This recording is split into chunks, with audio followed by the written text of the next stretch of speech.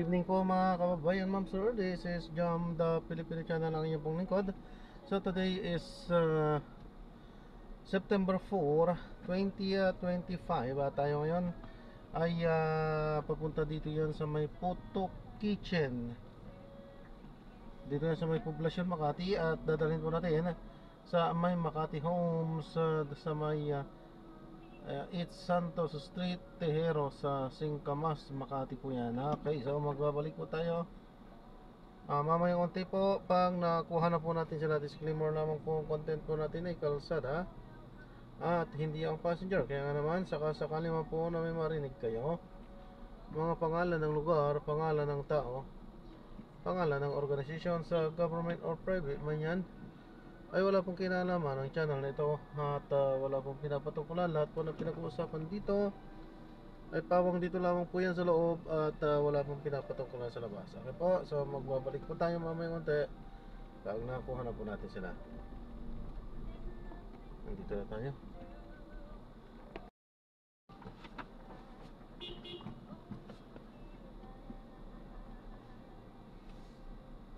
At magpapaalam ko, ito yung pinaka-dashcam po natin. Magre-record po yan sa kalsada at i-upload ko sa aking YouTube channel po. Okay na po, ma'am? Salamat po.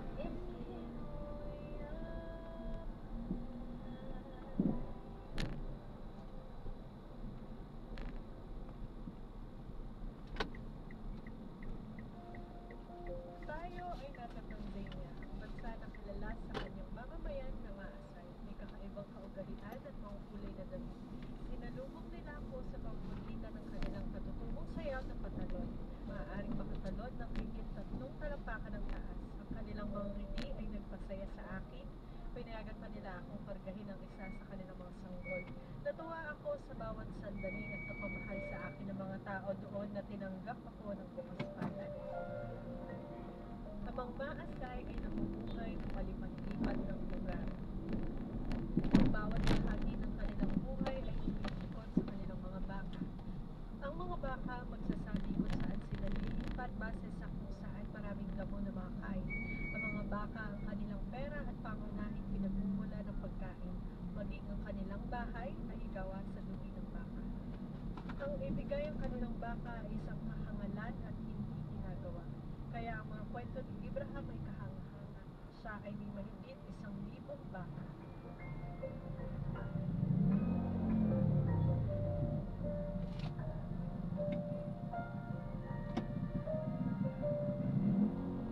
Ako ay mayroong mahigit 1,000 baka at turing na mayaman ng mga maasay. Ngunit may kulang sa ating buhay.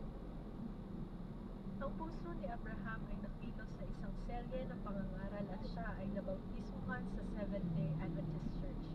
Karamihan sa mga maasay kaya sila ay natututo sa pamamagitan ng radyo. Si Abraham ay tuwang-tuwa nung siya ay nakapakinig sa AWR. Ang paksa tungkol sa pagkikapo ang talagang tumawag ng kanyang atensyon.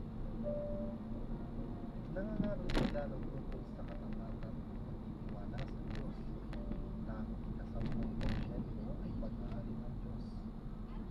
Nang pagmasdan niya ang kanyang mga baka, alam niya na kung anong gagawin. Noong oras na iyon, siya ay nagtalaga. Gaya ni Jacob, nilagyan niya ng tanda ang bawat ika-10 baka. Nang siya ay natapos, mahigit sa 100 baka ay naitalaga sa Diyos. Imbis ng aking mga kaibigan at kapitbahay na ako ay nababaliw. Sa mga maasay, ang 100 baka ay katumbas ng 30,000 dolyar. At hindi dapat ibinibigay ang pinaka-importante ng pag-aani sa kabila ng pagtuya na si Abraham ay nanatiling tapat sa Diyos. Pagkalipas ng 7 buwan, ang kanyang mga kapitbahay ay tumilis sa pagtatawa. Sila ay nagulat nung kanilang makita na karamihan sa mga baka ni Abraham ay nanganak ng kambal at ang kanyang tupa ay nanganak ng pinto. Binira na ang baka ay manganak ng kambal. Maunawaan ng lahat ng himalang ito ay mula sa mas mataas na kapangyarihan. Matapos masaksihan ng mga maasay ang katapatan ni Abraham, lumapit sila sa Pangulo ng Union, si Pastor Godwin Lecunday. Sinabi nila, gusto din namin magkikapo. Nagulat si Pastor Godwin at tinanong sila, Adventist ba kayo? Sumagot sila, hindi. Pero nais namin pagpalain din kami ng Diyos, gaya ng kung paano niya pinagpala si Abraham. At purihin ang Panginoon matapos ang ang isang kamangha-mangha sa tuwing nagdadakaw ng baka ni Abraham.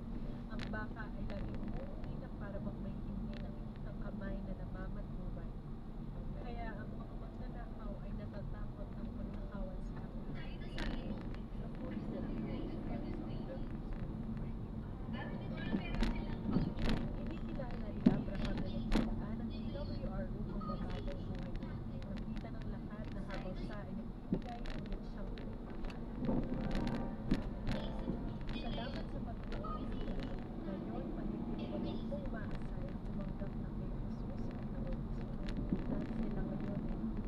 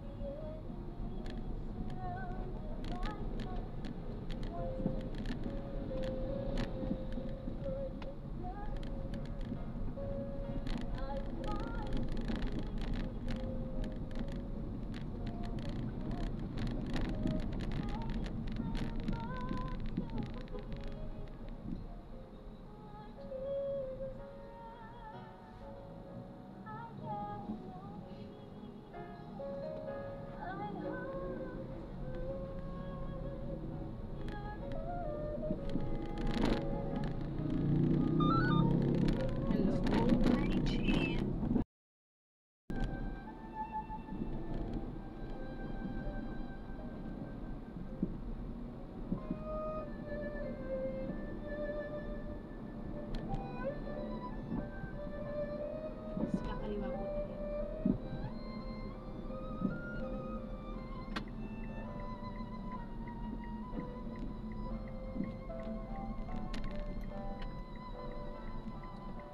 Kaliwa po tayo.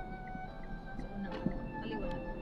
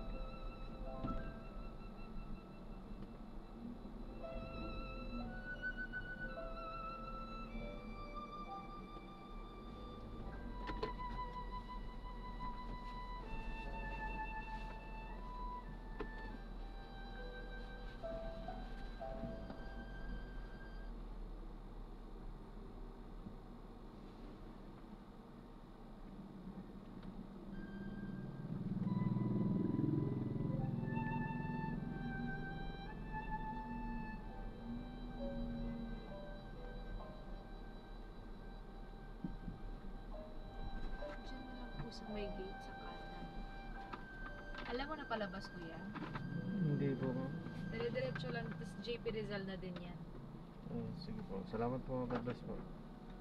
Pag kumanan po kayo, papunta kayong sa daan ng Manila. Pag kumaliwa, papunta ulit kayo Makati. Pag diniretso, GP Race na ka? Dire-diretso at then kanan kaliwa lang. Thank you po. Sige po.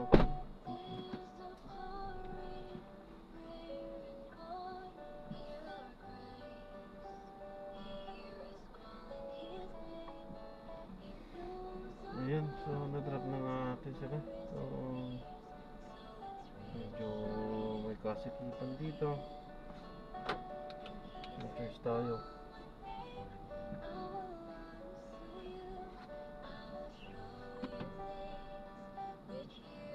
Hmm.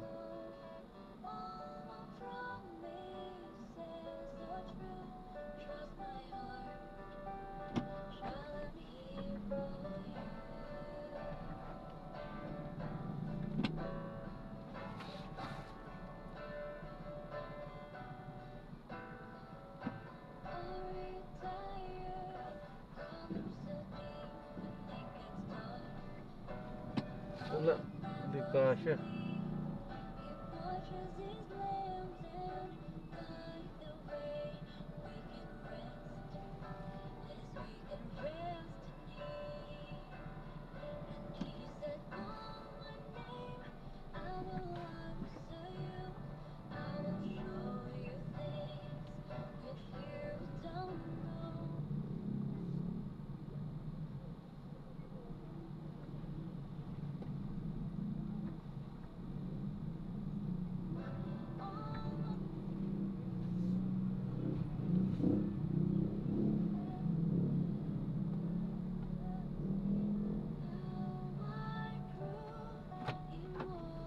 Ayan, so maraming salamat po sa panonood.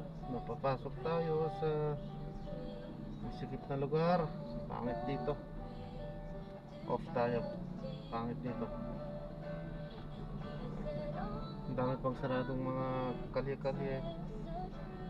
Ay mahirap yun.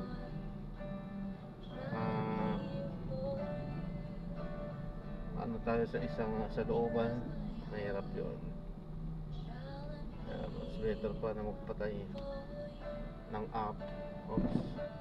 Yung application na, ang sinasabi ko, i-off natin.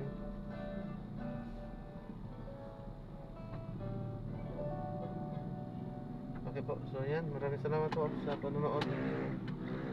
So this is Jam, the Filipino channel, ang inyong pangikot. Paalam po.